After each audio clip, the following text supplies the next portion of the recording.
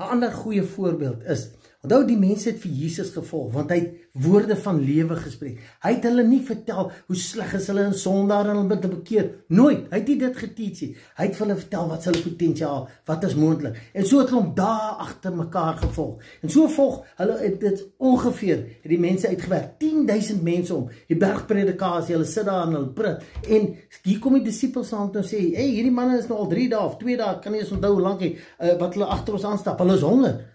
Hy sê nou, geef hulle iets om te eet. Hulle sê, maar ons het niks. Hy sê, wat het julle? Hulle sê, nee, is 'n seentjie met 5 broodjies en 2 vissies. Vir 10.000 mense. Hy sê, bring dit. Ek kan me imagine ongelowige Thomas, as hy brood so breek en hy gee dit, sy terugkyk en sy weer herstel. Hulle gee vir 10.000 mense kos. Hulle tel nog 12 maandjies daarna op.